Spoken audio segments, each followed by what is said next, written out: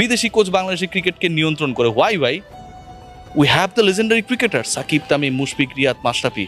বাইরের আসসালামু আলাইকুম বন্ধুরা, আশা করি আপনারা সকলেই ভালো আছেন। তো আজকে যে বিষয়টা নিয়ে আপনাদের মাঝে হাজির হয় সেটা হচ্ছে, আপনারা সকলেই জানেন যে বাংলাদেশের ক্রিকেটের যে বর্তমান অবস্থা খুবই করুণ অবস্থা, খুবই খারাপ অবস্থা। তো এই বিষয়টা নিয়ে একজন সাংবাদিক তিনি খুব সুন্দর কথা বলেছেন যে আসলে বাংলাদেশে কেন বিদেশি কোচ রাখা হয়, তারা হাজার হাজার কোটি টাকা নিয়ে যাচ্ছে, বেতন নিয়ে যাচ্ছে, কিন্তু বাংলাদেশের খেলার কোনো উন্নতি হচ্ছে না। তো এটা খুবই ভালো কথা বলেছেন, আমার কাছে পছন্দ হয়েছে। তো চলুন আমরা তার মুখ থেকে সে কথাগুলো একটু শুনি। বিদেশি কোচ বাংলাদেশের ক্রিকেটকে নিয়ন্ত্রণ করে। Why we have the legendary cricketer Shakib, Tamim, Mushfiq, Riyad, Mashrafe. বাইরের একজন এসে এখানটায় ডিভাইড অ্যান্ড রুল করতে চাবে, সেটা হবে কেন? সো এটাই হচ্ছে আমার প্রিন্সিপাল। হ্যাঁ, অনেকের কাছে খারাপ হয়ে যায়, কিন্তু আসলে যেই কাজগুলো আমি করি না দেখে কেউ জানতেও পারে না, আজকে জানালাম, সেগুলো নিয়ে কেউ কথা বলে না। রিয়াসাত ভাই, মানে যখন এটা নিয়ে আলোচনা হচ্ছে, আমি আরো দুই একটা হচ্ছে আপনার বিরুদ্ধে অভিযোগ আছে, সেগুলো আপনার মুখ থেকে শুনতে চাচ্ছি। এক নম্বর অভিযোগ, আপনি বিভিন্ন খেলোয়াড়দের সাথে ব্যক্তিগতভাবে চুক্তিবদ্ধ, যে কারণে আপনি তাদের কাছ থেকে সকল নিউজ, ভেতরের নিউজগুলো পেয়ে থাকেন। আপনার কাছে সবার আগে সেই নিউজটি চলে আসে এবং সেটি আপনি অন্য কেউ জানার আগে সে কারণে সেটি প্রচার করতে পারেন বা সেটি আপনি জানাতে পারেন। শোনেন, আপনারা তো মিস্টার রোমেন্ডোকে চিনেন না?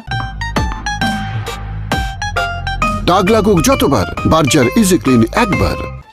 হ্যাঁ, এখন লিওনেল মেসি থেকে ক্রিস্টিয়ানো রোনালদো সবার নিউজগুলি তিনি দেন। এই ফুটবলারদের যারা মনে করেন প্রত্যেক সেকেন্ডে কোটি কোটি টাকা আয় করে, তাদের কি ঠেকা পড়ছে ওনার সাথে চুক্তি করে তথ্য দেওয়ার? হ্যাঁ, একজন সাংবাদিক, এই যে আপনি আমার ইন্টারভিউটা করছেন, এটা আপনি কতদিনের প্রসেসে আজকে করেছেন বলেন? দীর্ঘদিন থেকে এই আলোচনাটা চলছে না? আজকে আমরা এখানটায় করলাম যে আমরা আজকে কথা বলবো, কোনো সমস্যা নেই। এখানটায় যারা আসে, এখানটায় যারা কাজ করে, ইন্টারেস্টিং পার্ট কি, আমি বাংলাদেশের একমাত্র কন্টেন্ট ক্রিয়েটর যিনি স্পোর্টস নিয়ে কাজ করছি, যার কোনো স্পেসিফিক জায়গায় চাকরি করি না, যিনি প্রতিদিন এই মাঠে আসেন। আমি কি ভুল বলছি? না, অন্য কেউ আসে না ভাই, আমি আসি এভরিডে। সো আমি যখন এখানে আসবো, আমার অনেক সোর্স তৈরি হবে। এই যে আপনার দেখছেন না, লোকজন হেঁটে যাচ্ছে, গ্রাউন্ডসম্যানরা কাজ করছে, সবাই আমার সোর্স। তো আমি একটা নিউজ কারো ব্যাপারে যখন বেশি পাই বা কম পাই, এর মানে এই না যে একজন ক্রিকেটার অনেক কাজকর্ম থাকে যে আমাকে নিউজটা দিবে। ক্রিকেট বোর্ডে কর্মকর্তা থাকে, ক্রিকেট বোর্ডে অফিসিয়ালসরা থাকে, ক্রিকেটাররা থাকে। আমাদের কাজই হচ্ছে তাদের সাথে লিঙ্কড আপ থাকা। এবং এইটা আমি কেন করি বলেন? এটা করি to give the news to my viewers. আমার ভিউয়ারের কথা আপনি বাদ দেন, যারা আমাকে ডিসলাইক করে তারাও তো দেখছে। সো এটার মধ্যে রংটা কোথায়? এই যে সবাই বলতেছে যে মেহেদী হাসান মিরাজ কই, রিয়াজ আজমের দলে ছিল না। অনেস্টলি বলেন তো, এই নিউজটা কি শুধু আমি একা করছি? আমি করেছি। আমি আপনাকে স্ক্রিনশটগুলো দিব, আপনি দেখাবেন সেটা। আমার শ্রদ্ধেয় বড় ভাই, আমরা একসাথেই কাজ করি, দেবদা করছে, মেহেদী হাসান মিরাজ দলে ঢুকতেছে 17 জনের দলে। প্রথম আলো করেছে, ইন্ডিপেন্ডেন্ট টেলিভিশন করেছে। ইন্ডিপেন্ডেন্ট কিন্তু হচ্ছে বেক্সিম কুকুপে টেলিভিশন। সময় টিভি করেছে। গালিটা খাই ভাই আমি। এখন আমি না হয় ভুয়া সাংবাদিক, ওনারাও কি ভুয়া? আমি তো মনে করি না। দেব চৌধুরী তো বাংলাদেশের ক্রিকেট ইতিহাসে আমরা যারা কাজ করছি টপ লেভেলেরই একজন। উইদাউট এনি ইনফরমেশন তো নিউজটা করে নাই। নিশ্চয়ই না। এখন কোনো কিছু ভাই নিউজ করার পর কোনো কারণে ঘটনাটা চেঞ্জ হয়ে গেছে, হাতুরা সিং এটাকে একসেপ্ট করে নাই। তার কাছে মনে হয়েছে যে, একটা প্রশ্ন করি, হ্যাঁ, মিরাজ এবং সাইফুদ্দিন এবারে বিপিএলে কোন দলে খেলেছে? উত্তর দেবেন ওর কমেন্ট বক্সে। এবং সেই দলের ক্যাপ্টেন কে ছিল? উত্তর দিবেন কমেন্ট বক্সে। একজন ভালো সাংবাদিক যদি হবার কেউ চেষ্টা করে, আমি দাবি করতেছিলাম অনেক বড় সাংবাদিক, আপনি যাকে প্রশ্ন করবেন বা আপনি যার ইন্টারভিউ নেবেন, আপনি তাকে ডিসকমফোর্টে রাখবেন। পাপন ভাইকে সিলেকশন প্যানেল ইস্যুতে, তামিম ইকবাল ইস্যুতে, কোচ ইস্যুতে, তার কমিটি ইস্যুতে, বাংলাদেশ ক্রিকেট বোর্ডের আম্পায়ারিং নিয়ে একটা সময় অনেক প্রশ্ন ছিল। একজন আম্পায়ারিং কমিটির চেয়ারম্যান ছিল, আমার ভাই দৌড়ে পালিয়েছেন এই বিসিবির মধ্যেই, ঠিক আছে? এখনও তিনি ক্রিকেট বোর্ডের ডিরেক্টর। তো এই গার্ডসগুলো কেউ দেখানোর সুযোগ পায় নাই, বা সুযোগ পেলেও আসলে সাহস দেখায়নি। আমি সেটা করার চেষ্টা করেছি। হ্যাঁ, এখন সবসময় একটা গ্রুপ থাকবে যে আপনাকে পছন্দ করবে না। এই কাজগুলো করতে গিয়ে ক্রিকেটারদের সাথেও আমার অনেক লেগেছে, কারণ কেউ না কেউ বেনিফিশিয়ারি, বা আমি যার পক্ষে কথা বলছি সে হয়তো আরেকজনের সাথে তার সম্পর্ক খারাপ। আমি যখন তামিম ইকবালের বিশ্বকাপ স্কোয়াডে চান্স না পাওয়া শেষ মুহূর্তে বাদ পড়ানোর কথা বলি, তখন সাকিবের ফ্যানরা আমার উপর আগ্রাসী হয়। মানে এটা হচ্ছে, মানে কি বলবো, যে এই জিনিসটা ঘটবেই।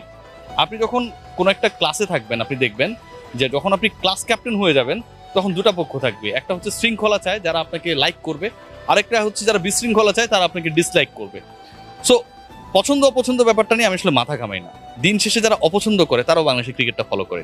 সো এটা হচ্ছে সবচেয়ে ইন্টারেস্টিং পার্ট। আমি আসলে তাদেরকে নিয়ে মনোক্ষুণ্ণ হই না, মাথাও ঘামাই না। সাকিব আল হাসানকে কেন্দ্র করে বা সাকিব আল হাসানের ফ্যান্সরা আমাকে তো অনেক গালিগালাজ করে। দেখুন, আমি আপনাকে দুটো এক্সাম্পল দিব। আমি কিন্তু এই ইস্যুগুলো নিয়ে কোনো রিপোর্ট করিনি, ইন্টেনশনালি করিনি। আমি আমার মতো করে ব্যাপারটা বোঝার চেষ্টা করি। একটা হচ্ছে সাকিবের বোন, তিনি হচ্ছেন বেটিং কোম্পানিতে বিনিয়োগ করেছেন এবং টাকাটা হচ্ছে সাকিব আল হাসানের। বাংলাদেশের সব টপ লেভেলের যে জার্নালিজম যারা করে অথবা টপ লেভেলের যে মিডিয়া হাউসগুলো রয়েছে, চ্যানেলসগুলো রয়েছে, পত্রিকা রয়েছে, প্রথম আলোতে পর্যন্ত রিপোর্ট এসেছে, মেনশন করে বলছি, সময় টেলিভিশনে পর্যন্ত মেনশন রিপোর্ট এসেছে। আমি রিয়াসাদ আজিম সাকিবের যে এত বড় হেটার আপনারা মনে করেন, আমি করেছি? আমি করি নাই। আমি কেন করিনি জানেন? কারণ নিউজটা ছিল ফেক। এখন এইটা নিউজ যে ফেক, এইটা জানার পর কিন্তু কেউ এই নিউজটা যে ফেক ছিল সেই নিউজটা করে নাই, যারা সাকিবের বোনের এগেনস্টে কথা বলেছে। দ্বিতীয় যে পয়েন্টটা, সেটা হচ্ছে সাকিবের বোন ভাই, family member, without being sure আমি তার বোনকে অ্যাটাক করতে পারি না। সাকিব আল হাসান ক্রিকেটার, মাঠে এসে কোনো একটা কিছু করলেন, সেটা নিয়ে আমি আলোচনা করতে পারি। সাকিবের বোনকে নিয়ে আমি শিওর না হয়ে আমি আলোচনা করতে পারি না। This is my character. আমি এটা করতে পারতাম, এই সাকিবের বোনকে কেন্দ্র করে যে নেগেটিভ আলোচনাগুলো হয়েছে সেখানটা তো আমি করতে পারতাম। আপনারা আমাকে ভিউ নিয়ে কথা বলেন না, আমার ভিউ কম হইতো না। ঠিক আছে, আপনারা যারা আমাকে হেট করেন আপনারাও দেখতেন, যারা লাভ করেন তারাও দেখতেন। আমি করিনি। সেকেন্ড পয়েন্ট, যেটা কিছুদিন আগে সাকিব আল হাসান চড়াও হয়েছেন, মাঠ দিয়েছেন মাঠের মধ্যে, তাই না? মাঠের মধ্যে আমি রিপোর্ট করিনি, কিন্তু এই রিপোর্টটা সবাই সবার আগে এক্সপেক্ট করেছিল আমার কাছ থেকে। সাকিব আল হাসানের সাথে কি আমার কোনো চুক্তি হয়েছে? সাকিব আল হাসান কি আমাকে টাকা দেয়? বাংলাদেশে কোনো ক্রিকেটার বলতে পারবে, ক্রিকেট বোর্ডে কেউ বলতে পারবে যে রিয়াসাদ আজিম কারোর কাছ থেকে 1 টাকা নেয় যে এই রিপোর্টটা করবো বা করবো না? আপনারা তো এখানে কাজ করেন, কেউ বলতে পারবে না। তো বন্ধুরা, আমরা স্ক্রিনে সে কথাগুলো শুনলাম। তো আমার কাছে তার কথাগুলো খুবই ভালো লেগেছে, যুক্তিসঙ্গত কথা। তো আমাদের দেশেরও কিন্তু অনেক ভালো ভালো খেলোয়াড় আগে ছিল, তারা কিন্তু কোচ হতে পারে, কিন্তু সেটি না করে বাহিরের কোচ দিয়ে তারা লক্ষ লক্ষ টাকা ইনকাম করে নিয়ে যাচ্ছে। কিন্তু আমাদের দেশের খেলার কোনো মান উন্নত হচ্ছে না। আগের মতো যেখানে ছিল সেখানেই খেলার বর্তমান অবস্থা দাঁড়িয়ে আছে। এটা খুবই খারাপ লাগার মতো। এদিকে আফগানিস্তান কিন্তু তারা কিন্তু অনেক এগিয়ে গেছে, তারা সেমিফাইনালের মতো খেলা এখন খেলছে। এটা তাদের জন্য খুবই ভালো হচ্ছে, কিন্তু আমাদের দেশের জন্য একটা লজ্জার বিষয় যে আমাদের দেশের খেলোয়াড়রা এখন পর্যন্ত কোনো কিছু করতে পারছে না। তো এটা নিয়ে আপনাদের যদি কোনো মতামত থাকে অবশ্যই কমেন্ট বক্সে জানিয়ে যাবেন। তো বন্ধুরা, ভালো থাকবেন, সুস্থ থাকবেন, দেখা হবে পরবর্তী কোনো ভিডিও নিয়ে। সে পর্যন্ত ভালো থাকুন। আল্লাহ হাফেজ।